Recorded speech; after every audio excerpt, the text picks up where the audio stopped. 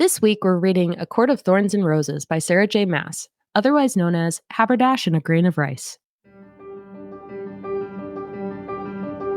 Hi, readers. I'm Jordan. And I'm Katie. And welcome to Not Another Heroine, the podcast where we break down the best and worst fictional heroines, those swashbuckling ladies who have to work a little harder than expected for their happy ending. Want to see what's next on our TBR list? Subscribe to us on YouTube or follow us on Instagram for a sneak peek at upcoming content or to help us pick our next book.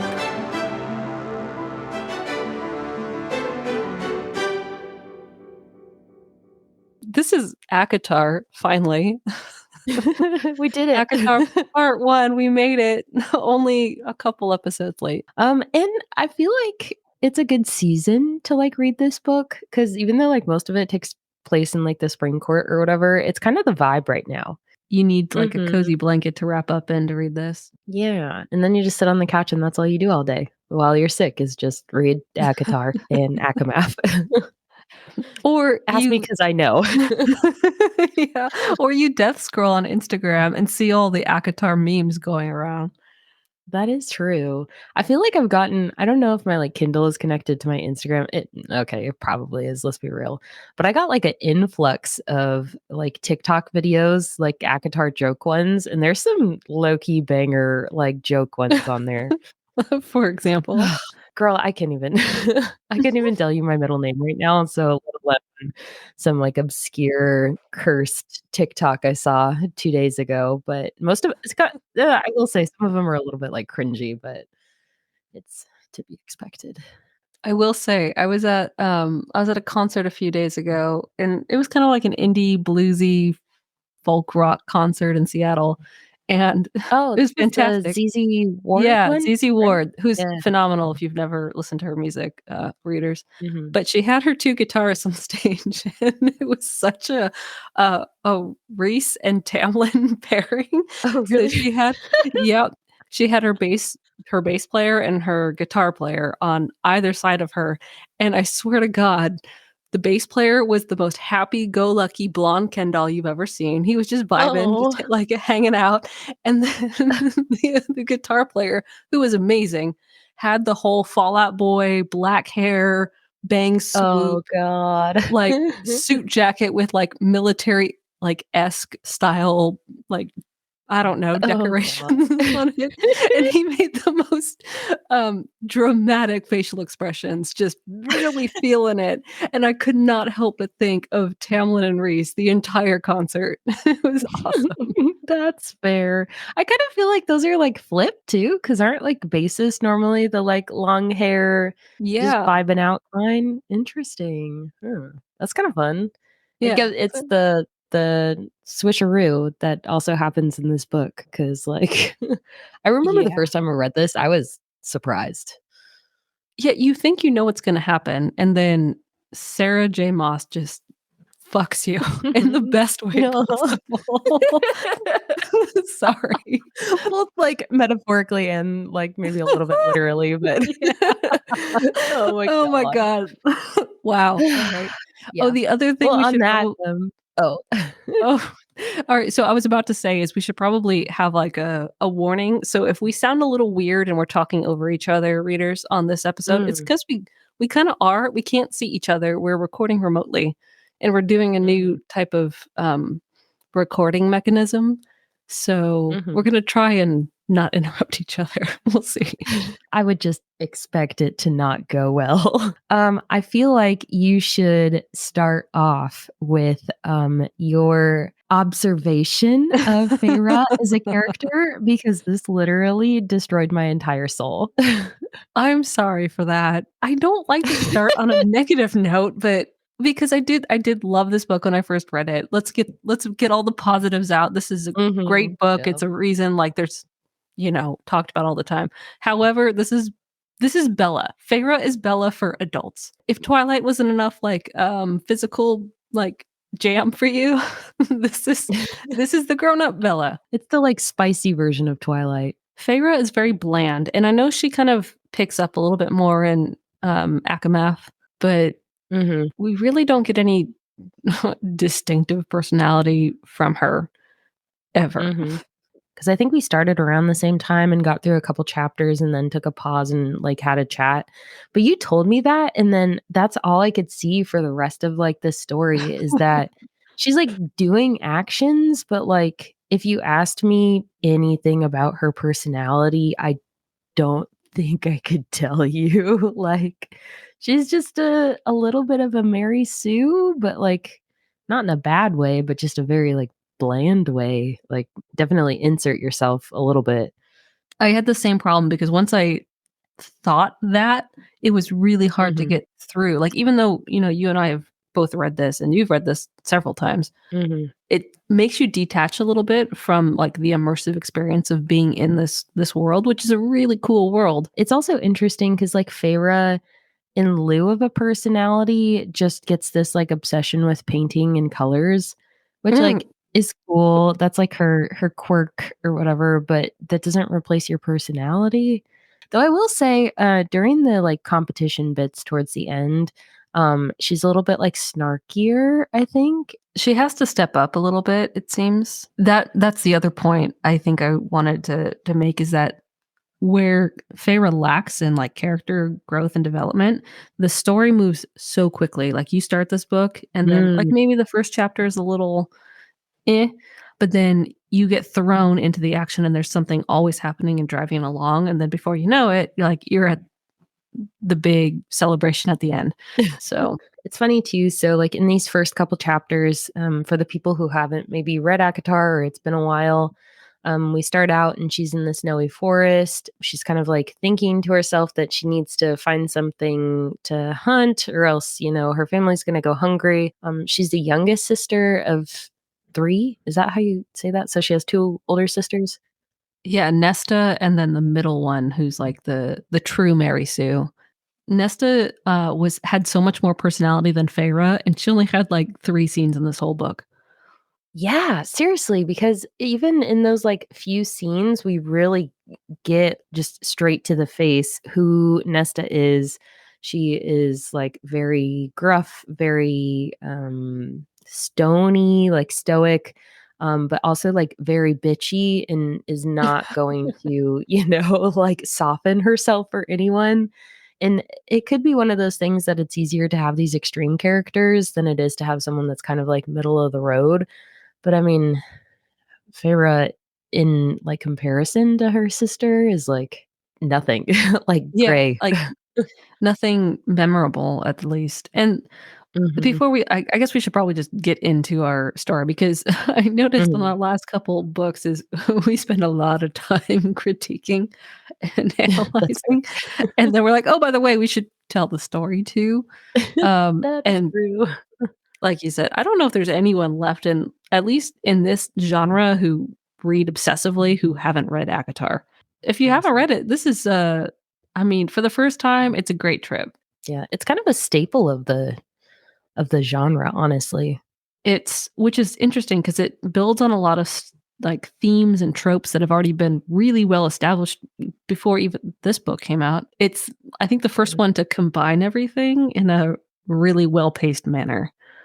Yeah, because I was just thinking that because Sarah J. Maas's other, like, big series is obviously the Throne of Glass series, and for people who aren't familiar, she came out with the first, like, 2 books, I think, in that series, and then she came out with ACOTAR, but, Throne of Glass is a lot more fantasy-based. It's more that traditional, like, young woman comes of age, has to fight some big baddie, but ACOTAR is a little bit more nuanced where it's set in a fantasy land. They have this, like, overarching plot, but, like, the romance and the, like, character development, like, relationships can kind of shine through more, whereas, like, Throne of Mhm. Glass is really just Aelin kind of, like, killing her way through bad guys. Isn't it like 10 books or something like that? Oh Something god, ridiculous? there's so fucking many. I stopped reading. I don't think I read the last 2, and I feel like I got, like, a full, like, story arc, but there's a fuck ton of them, and then there's, like, spin-off ones too, I think. It's a little exhausting. Thankfully, ACOTAR is or the ACOTAR series is much more approachable. Mhm. Yeah, because I mean, really, like, frankly, if you just wanted to read A Court of Thorns and Roses and A Court of Mist and Fury, like, you get everything you need. Like, I don't even really remember what happens in the 3rd book, frankly.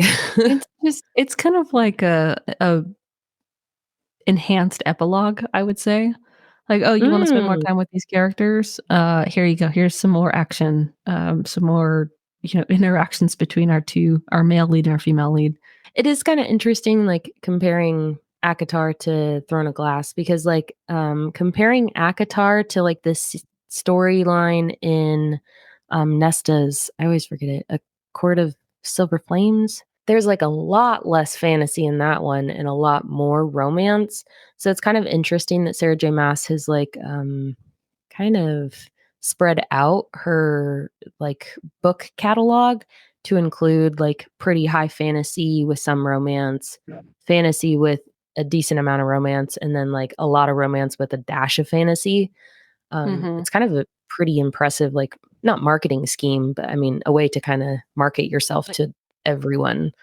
yeah, hit every single reading base that you can imagine. Have you Mhm. read the 3rd series? I think it's more YA. I read the first one as an audiobook, and, like, let me tell you, if you're thinking about getting into that series, don't do it as an audiobook. I, Really? that was painful 'cause they have this, like, catchphrase, her and her friend, where it's, like, something a little bit cringy, like, "Dare to do something," and every time the audiobook girl would narrate this line, it just, like, felt like some 14-year-old coming of age movie with, like, a group of Oh girlfriends. god. It sounds It was terrible. physically painful to go through, yeah. I don't know, they're a lot longer. It almost feels like there's more political intrigue in them, but I feel like they were a little bit, like, haberdash? Is that a word? Haberdash. So, Katie, I can't see you, but I wish I could because 'cause I'm pretty haberdashery, I think, is a hat shop or like a hat Oh maker, my god. right? Okay, not at all what I was going for. Oh my god, but Uh that might be the episode title. It was a I little don't know what you're talking haberdash. about. It just felt like there was a lot going on, and I was, like, confused probably, like, 80% of the time about what was happening. That's But fair. it is kind of an interesting trend, though, in Sarah J. Maas books because it happens in this one too, where she kinda starts off with these characters who are, like, more or less powerful, but generally kind of average or, like, have, a decent amount of skill, a decent amount of, like, athletic ability. Mhm. And then you, like, kind of are all about it, and you're like, "This is kinda cool." Like, she's not overpowered, but there's other people that are way more powerful, and she's still holding her own. And then Sarah kinda almost, like, ruins it every single time, where she, like, makes something happen, Wow. and then they become overpowered. You know what I mean, though? That was the most gentle critique, like, really in-depth, like, with teeth critique, I think I've heard you make. I think she Yeah. just kind of ruins it. It just bothers me because it happens in this one, it happens in her 3rd series, it happens in, the Throne of Glass series. Because like, all of book 1 of ACOTAR, like, the whole book, A Court of Thorns and Roses, like, Feyre is just a regular person. She's just, like, a girl, and she's up against these, like, supernatural beings who have been around for hundreds of years, and, like, there's no way that she's ever gonna win. She's the underdog.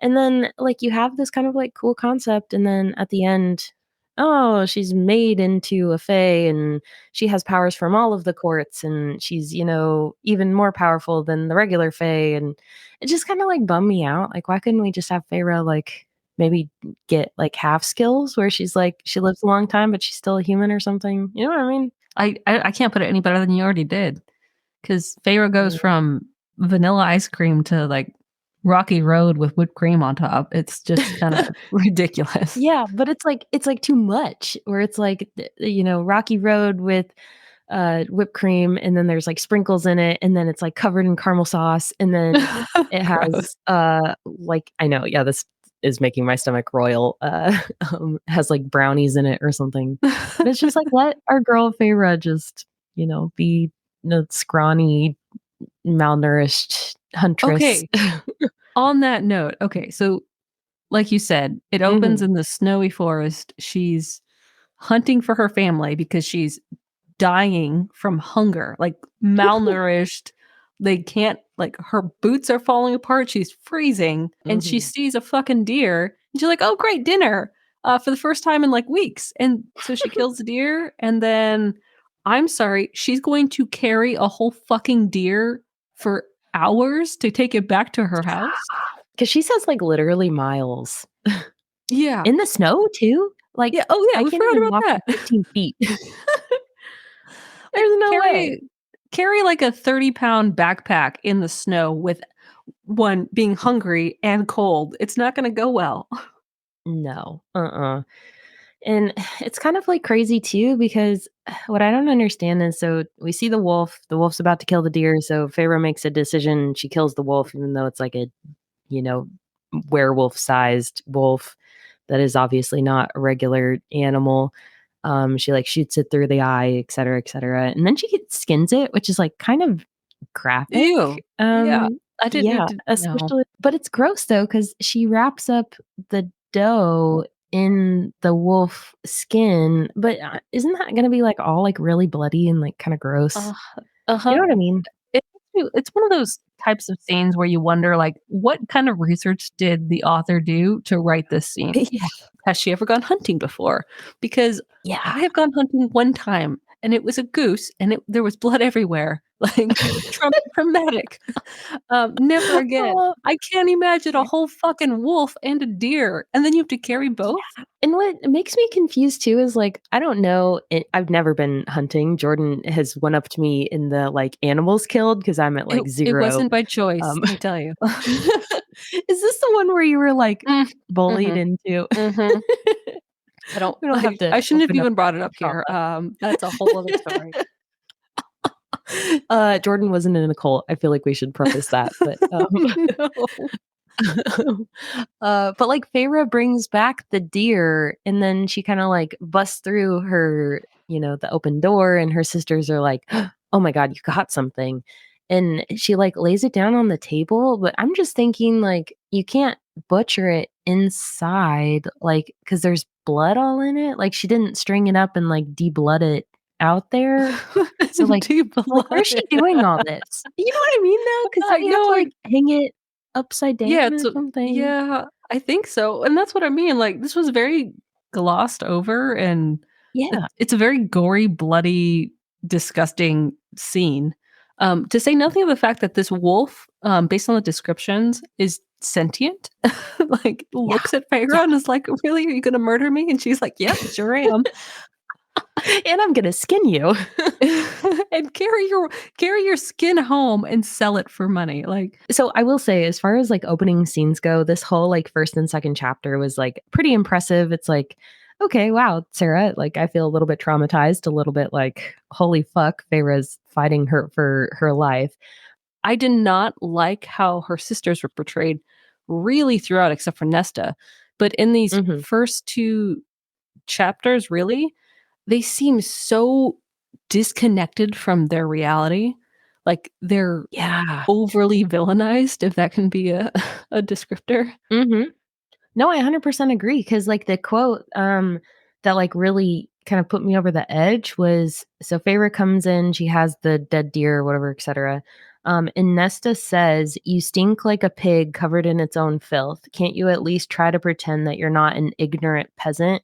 She just, like, was hunting all day and, like, probably is covered in blood. Like, that's such a, like, bizarre response to, like, someone providing food for you when you haven't eaten in, like, 3 days, like It's very clearly set up to have, a redemption arc for her family.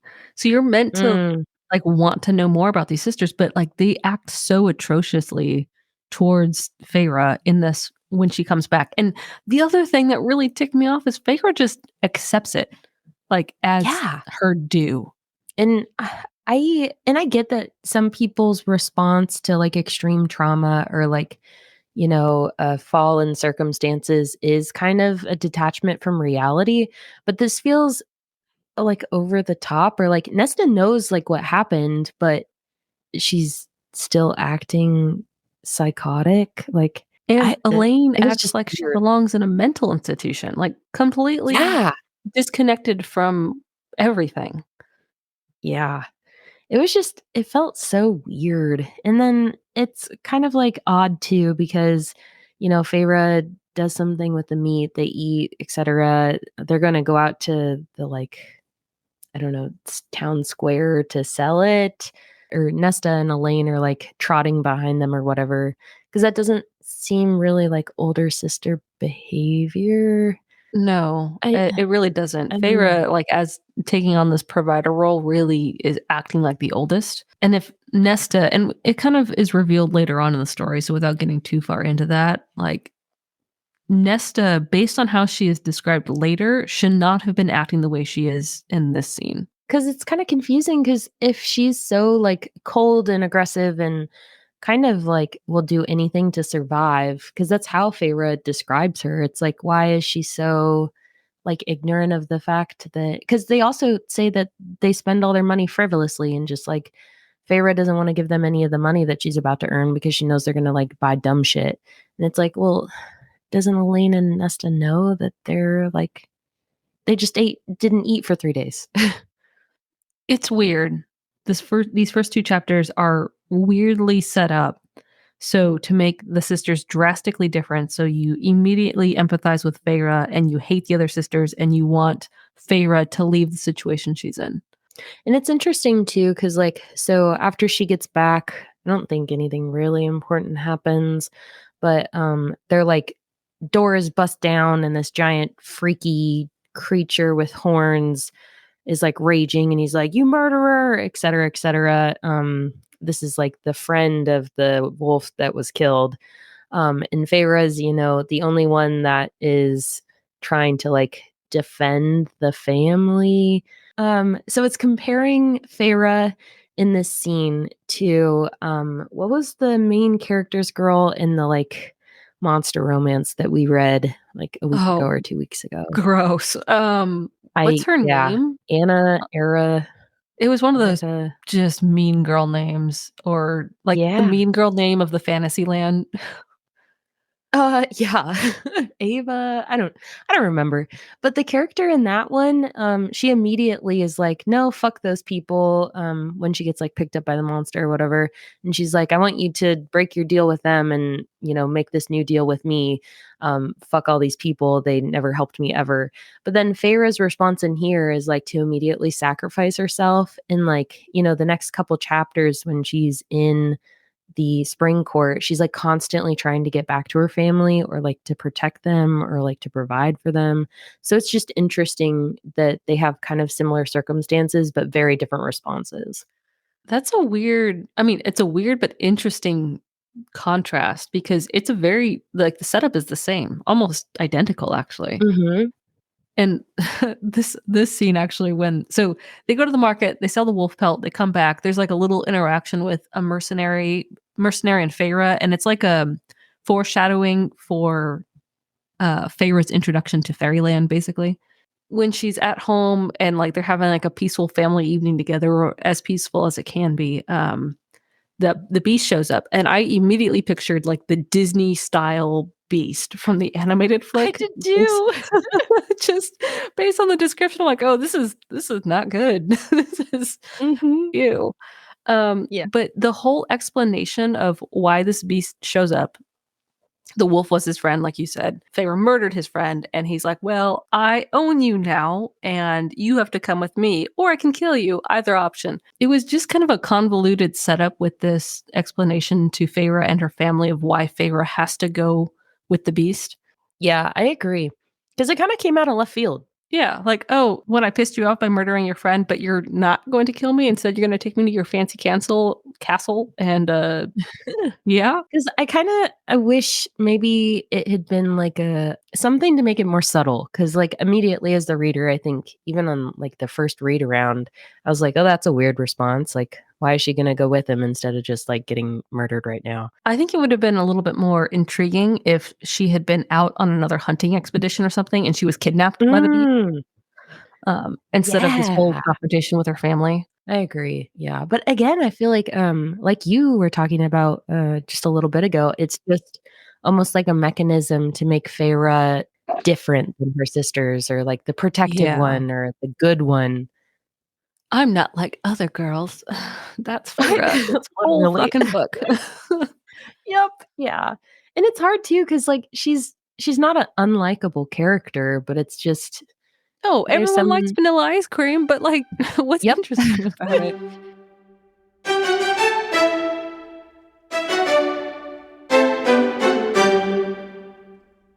We learn later that the beast that shows up and kidnaps Feyre is actually a hot fairy that can shapeshift, but, like, why didn't he just show up Yeah. in his hot fairy form? I feel like you're gonna try and convince a human to go with you. Yeah.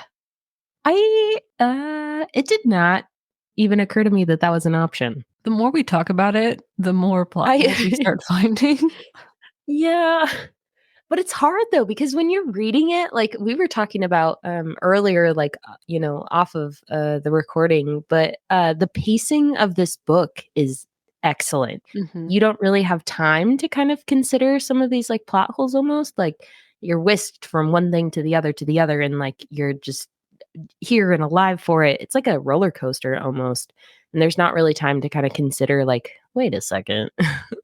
Exactly, and some of the most interesting things happen, like, once she arrives. So the beast kidnaps her, puts her on a horse, and then they trot their happy asses, to Fairyland, Mhm. specifically to, the Spring Court.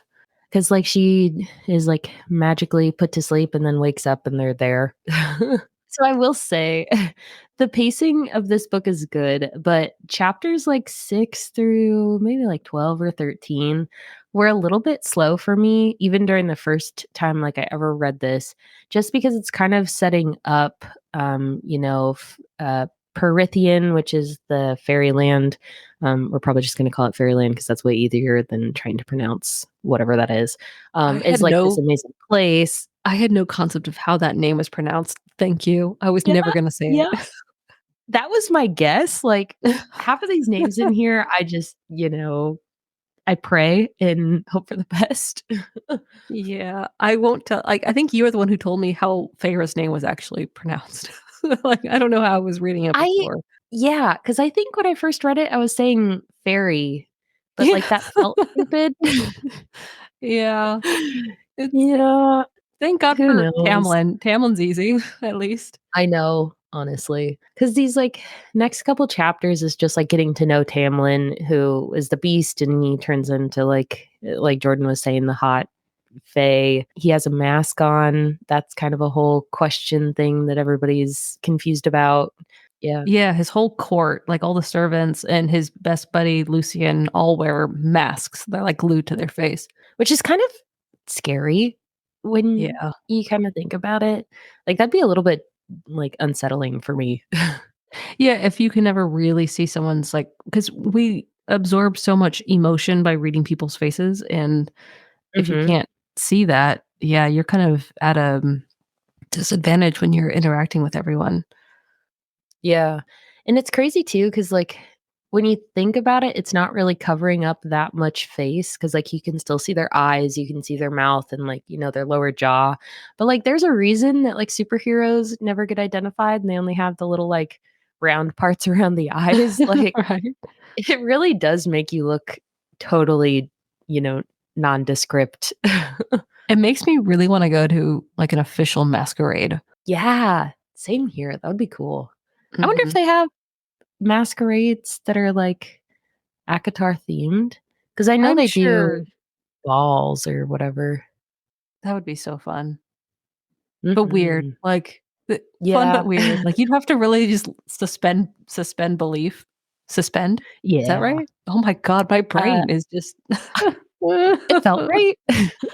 I think the last thing I wanna touch on before we close out part 1 is Mhm. when she arrives at this castle, it's very much like Disney's Beauty and the Beast in the sense that, "Oh, it's Belle/Feyre. She's refusing to eat. She's refusing to come out of her room. She's throwing a little hissy fit." Mhm. But, like, if she willingly went to Fairyland, to save her family and she's starving, why the fuck does she care if the food could potentially affect her or not? Like, her fate is sealed. She's already here, and Yep. she's gonna have a little temper tantrum over luxurious food?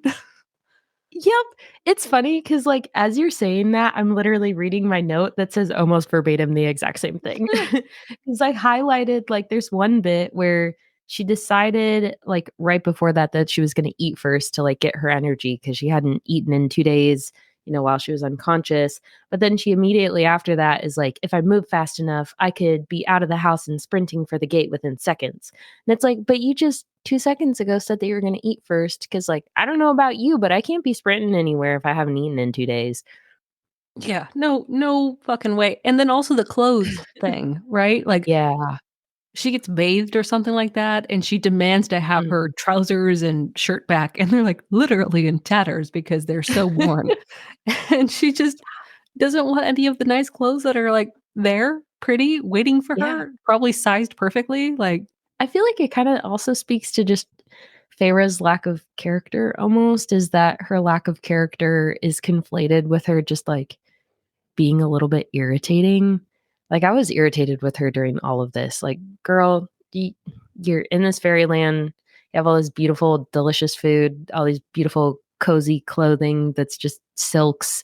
I think the problem is she's supposed to be this very down to earth, practical character, the one who's providing for her family and making the Mm, smart decisions and doesn't care about the silly shit. But then she does mhm. silly shit like this. Yeah. It's like the practical answer here is to just eat things and be clothed and then wait, 2 to 3 days and then disappear at your earliest convenience. That might be the difference between the heroine of Throne of Glass and Feyre, because Mm, I would, if mhm. I remember that character well, she would be like, "Yeah, give me all the pretty clothes. I'm gonna eat all your food and steal all your money, and then I'm gonna leave." Yep. Um, I think that that literally happens because she's, taken out of the mines where she's been there for however long, like, is on the brink of death, and then they're like, "Okay, you're either you can stay here or you can come to the castle and do this competition." And she's immediately like, "Okay, fuck me up. Like, I'm gonna eat all this food, I'm gonna start working out, and then I'm gonna, like, steal shit in the meantime." Like, that literally happens, whereas Feyre is supposed to be the one that, like, is more sensical, and she's like, I wanna go home." "Give me paint so I can draw pretty pictures in my own private studio." Yeah. Oh god. Do we wanna touch on that? Because that's the one thing that we haven't talked about that actually irritates me. Tried to start positive, and then this whole That first is half of true. the book is irritating us, but, yeah, let's talk about her painting skills. Okay, so, like, at the beginning, we immediately within, like, 2 or 3 lines, she's like, "It's been years since I've noticed color and texture and things that are beautiful and amazing." And then she proceeds for the next, like, 6 straight chapters to, like, make these observations about, like, shadows and colors and everything that's beautiful and, like, "Wow, I would try to paint this and never be able to." But it's like, you didn't have to say that first line about, never having time for it, and then all of a sudden you have all this time to do it. And if you're ever around, like, a truly artistic type soul, that doesn't turn off for them. Rob is a painter, phenomenal painter, and he will say Mhm. stuff like, "Oh, look at the beautiful colors on the leaves. This would make a fantastic painting paired with, X color and Y lighting," But it'll be but all the time. yeah, not just when like, circumstances are, like, ideal. I feel like that's, like, Mhm. an ingrained personality trait, and instead of being a personality trait for Feyre, it's just like a tack on, like, "Oh, we need something to make her Yeah. more distinct." Kinda like Mhm. Bella's obsession with, you know, English literature. I don't know. Yeah. Oh my god. That's a good parallel because, like, I just always skip past those things with Bella because 'cause I'm like, this is just trying to make her more relatable, but it's making it less relatable because she's irritating. Mhm. And Yeah. what kind of just irritated me, though, is, like, those random character generators where you, like, click, like, "Create me a character," and it's like, your character likes cooking and enjoys Yeah. gardening, and their Have you favorite played color The is blue. Sims? Yes. Yeah, yeah. I feel like that's kind of what happened with Feyre and then, the character from Throne of Glass and the character from the other one, because they all like, Feyre is painting, and then Aelin from the Throne of Glass is what is hers? Music, and then I think the 3rd one is dancing, and it's like, Oh let me just take god. the top 3 hobbies. Well, I wonder too because Lucian, so Tamlin's bestie, Mhm. One-Eyed Lucian and Tamlin himself are so dynamic as characters. Like, they're interesting. You wanna spend Yeah. more time with them. And I wonder if when the author was creating the story and mapping it all out, she had a fantastic plan for these 2 characters, but needed to write a romance, and so struggled to create a female lead and like, well, what is something everyone will relate to? I 100% see that. And I almost wonder if this book could have benefited from being not in the first person. Yeah, I feel like sometimes when these like romances are written in the first person, it's either really done well because there's a huge giant focus on like the relationship building and you kind of get to know the character through these like, snippy quotes or like the reaction to things and how they, talk back. But, in this one, there's not enough dialogue to really carry through Feyre's character, and Mhm. so when it's in the first person, we're just supposed to already know her, but it's like, I don't know this woman. That's a really good point because you're right. In third person, you would have the other character's observations of Feyre, which would allow you to Mhm, get a more like a better glimpse into who she is. And traditionally though, you get that in first person, which is why first person can be annoying because sometimes you're getting too much of the character's inner thoughts and monologue. mm, Uh, mhm, but there's no monologue for her. She doesn't think about mhm. herself or like reflect on anything aside from just reacting to the plot devices that are thrown at her. That's a really good point because kinda when you think about it and, like, go through this book, like, I can probably name on one hand the time that she has any kind of, like, inner monologue, and it's all towards the end, and it's all just her really depressed about her circumstances. Oh, Feyre, you're good Mhm. for one. You're a good one night stand, but not a reread. I agree, but I've also read this book, like, probably, like, 6 times, like, I am Yeah. not learning my lesson here. Well, I mean, but that really we've spent a lot of time critiquing the first half of the book, and I think that's fair because there are so many overly good reviews, like people obsessed Yeah. over this book, and that's fine. Like your stuff, and make sure other people like it too, and spread the holy word of fantasy romance. But like also think critically Honestly. about it sometimes. Yeah, because I think that's what annoyed me is, like, I went through the Goodreads reviews, and I know we're kinda, like, jumping ahead because we haven't even really, like, talked about, like, what happens in this book, but, most of the reviews are either incredible, gushing, "This is the best book I've ever read in my entire life," or it's these people that have these, like, kind of disingenuous one-star reviews. I don't know anyone who could, like, honestly say that ACOTAR is anything below a 3 stars. Just because, like, the pacing is well done, the characterization is well done, the plot, really moves forward, it's holistic, it makes sense, we might have these very, very specific critiques, but it's disingenuous, I think, to give it, like, a 1 star, and then you read their comments about it, and it's just these very, like, surface level, silly responses. I think everyone kind of obsesses with the, like, accidental color change of the main villain's hair, but it's like that's people's number 1 complaint, and they'll give it a 1 star, and it's like, Oh, I Jesus. I don't know that that's genuine, you know what I mean? No, it's not. You really need to think of the stars as like different categories, like character development, plot pacing, like the actual Mhm. language. Is it written well? That's why reviews aren't fair. So I will say we are going into the, like, hypercritical critiques of this that, like, if these were addressed, this would be, like, the holy Bible. Yeah, Not that that's, like, exactly. the best piece of literature ever written, but, like, that level of, awe, inspiration. I think it was a few episodes ago we talked about this being like the equivalent of the Marvel universe for fantasy Yeah. romance. And it's like Marvel makes good movies. Like those are interesting stories, but they could be better if they did like slight tweaks here and there. And I think that's kind of the Mhm. train that we're on with ACOTAR. So definitely, readers, take all of our critiques with a grain of rice. This is obviously a book that we come back to all the time. We You compare other said books it's a to. grain of rice. It's a grain of salt. Oh my Oh god. my god. That might surpass We're just ending Haberdash. there. Together Haberdash and a grain of rice. Haberdash and a grain of rice. There we go. Oh god, I'm sorry, y'all. Don't be That's my sorry. thoughts. That's it. It's adorable. Well, that's it. We're done. From our Yeah. shelf to yours. We'll see you on the next page.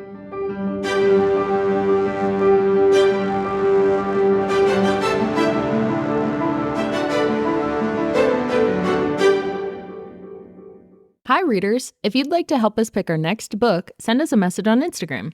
Or if you'd like to just listen, we post new episodes every Monday and Wednesday on Spotify, Apple, and Amazon. Thanks for listening. Bussin'.